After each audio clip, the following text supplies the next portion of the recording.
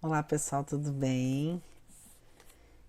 Estamos no quinto capítulo deste livro, Os Mensageiros. Esse capítulo se chama Ouvindo Elucidações. Estão no campo de mensageiros o André, o Aniceto, o Vicente. E nesse momento, nesse grande salão, eles vão ouvir a palestra, os ensinamentos de Telésforo. Veja que nome interessante. O comentário dele nos lembra, nos fortalece a importância que temos do nosso livre-arbítrio, a responsabilidade com que tratamos, com que conduzimos a nossa existência, os nossos compromissos, a nossa programação espiritual. Então, aqui no Ministério da Comunicação, esses irmãos que estão lá estão se preparando para trabalhar com o mistério da mediunidade. Vamos do Telésforo, falando da importância do compromisso, da responsabilidade dos médiuns, especialmente. Aqui se encontram companheiros fracassados nas intenções mais nobres, irmãos outros desejosos de colaborar nas tarefas que conduzem com as nossas responsabilidades atuais. Referimos-nos, diz o Telésforo, às laboriosas atividades da comunicação no plano carnal. Vemos nesta reunião grande parte dos cooperadores do nosso lar que faliram de mediunidade e da doutrinação. Vejam que ele se refere ao mediunato, seja no trabalho enquanto doutrinador, enquanto médium de psicofonia, de psicografia, como fracassados, bem como outros colegas que se preparam para provas dessa natureza nos círculos da crosta. E ele continua: é indispensável socorrer os que enfrentam corajosos as profundas transformações do planeta. E eu chamo a atenção para essa informação que ele nos traz nesse livro que é bem antigo e parece-me que é dos dias atuais. Esse livro é de 1944. E as informações, o relato que o Telésforo coloca a todos os que estavam presentes, me parece um relato para os dias atuais. Diz que é indispensável socorrer os que enfrentam as profundas transformações do planeta, as transições essenciais da existência na Terra encontram a maioria dos homens absolutamente distraídos das realidades eternas. E isso, se nós observarmos, persiste até os dias de hoje, desde aquela época. Aliás, para os dias de hoje, esse comentário é muito atual. E ele continua: desejamos a necessitados auxiliar as criaturas da terra, todavia, contra a extensão de nosso concurso fraterno, operam dilatadas correntes de incompreensão. Não relacionamos apenas a ação da ignorância e da perversidade, agem contrariamente neste particular grande número de forças do próprio espiritualismo, envolvidas com o espiritualismo, agiam de forma refratária, ignorante e perversa. É importante destacar que ele traz essas situações por conta das dissensões, por conta de todos os conflitos existentes por um mesmo propósito, que é Jesus, mas com interpretações diversas. causando não um progresso, um retrocesso, porque a maledicência, as dissensões, as divisões causam retrocesso para as criaturas humanas. E a doutrina está lá para nos consolar e nos auxiliar.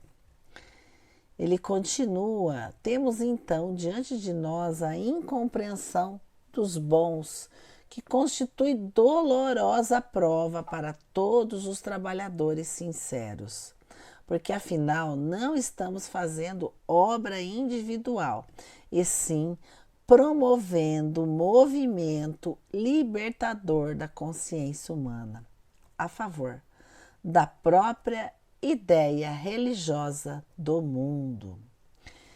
E ele continua falando e despertando e falando de situações que nos parecem as dos dias de hoje. Temos serviços complexos e dilatados, e como dizíamos, a humanidade terrena aproxima-se dia a dia da esfera de vibrações dos invisíveis de condição inferior, que a rodeiam em todos os sentidos, mas segundo reconhecemos, a percentagem de habitantes da Terra não se preparou para os atuais acontecimentos evolutivos. A ciência progride vertiginosamente no planeta, antes e até agora, e no entanto, à medida que suprimem sofrimentos do corpo, a ciência médica, a tecnologia dos medicamentos, multiplicam-se aflições da alma. Os jornais do mundo estão cheios de notícias maravilhosas quanto ao progresso material. Segredos sublimes da natureza são surpreendidos nos domínios do mar, da terra e do ar. Mas a estatística dos crimes humanos é espantosa até os dias atuais. Os assassínios da guerra apresentam requintes de perversidade, muito além dos que foram conhecidos em épocas anteriores. Vejam que na época em que esse livro foi escrito, estava no pós-guerra, pós-Segunda Guerra Mundial, por isso a menção, mas que se encaixam perfeitamente hoje, neste momento.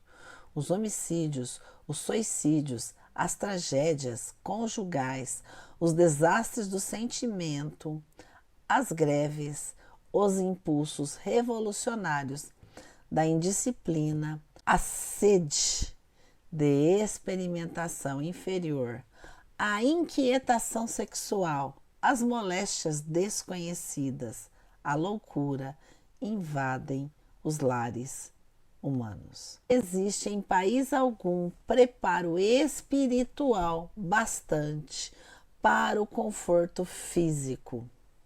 Entretanto, este conforto tende a aumentar naturalmente. O homem dominará cada vez mais a paisagem exterior que lhe constitui moradia, embora não se conheça a si mesmo.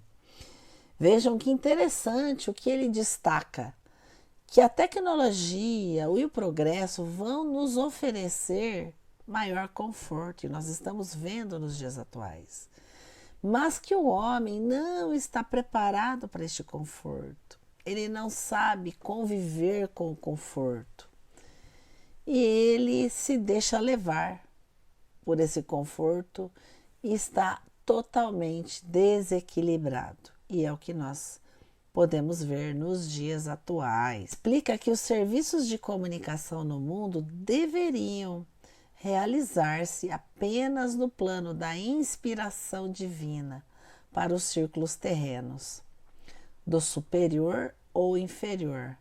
Mas como agir diante de milhões de enfermos e criminosos nas zonas visíveis e invisíveis? A humanidade terrena atualmente é como um grande organismo coletivo, cujas células, que são as personalidades humanas, se envolvem no desequilíbrio entre si, em processo geral de reajustamento e redenção. Quantos cooperam conosco, vem a extensão dos que se debate a mente humana, dos debates, das crises. Criminosos agarram-se a criminosos, doentes associam-se a doentes. Precisamos oferecer no mundo os instrumentos adequados às retificações espirituais, habilitando os nossos irmãos encarnados ao maior entendimento do Espírito do Cristo. Entender o Cristo, viver o Cristo. Para consegui-lo, necessitamos de colaboradores fiéis. Nós que estamos aqui encarnados, devemos ser fiéis à causa. Que não cogitem de condições, compensações e discussões, mas que se interessem pela sublimidade do sacrifício e da renunciação com o Senhor. Quem não deseje servir, procure outros gêneros de tarefa. A comunicação não comporta perda de tempo, nem experimentação doentia, sem grave prejuízo dos cooperadores incautos. Vejam, responsabilidade no trato mediúnico, responsabilidade com Jesus, para que possamos ser instrumentos de luz, para que possamos ser instrumentos servíveis e não imprestáveis, instrumentos corroídos pela ferrugem do orgulho, do egoísmo, da vaidade, que nos corrói, nos distancia do Cristo. Acima de trabalhadores, diz o Telésforo, precisamos de servidores que atendam de boa vontade. Eu acho que com essa fala do Telésforo, nós terminamos o nosso capítulo, é o capítulo 5, para você refletir. Esse livro, Os Mensageiros, ele fala dos fracassos médios encarnados. E ele nos desperta sobre a responsabilidade enquanto médium, sobre a responsabilidade enquanto espíritas, sobre a necessidade de servir de boa vontade, com amor, a causa espírita. Que Jesus abençoe a todos e até o próximo capítulo.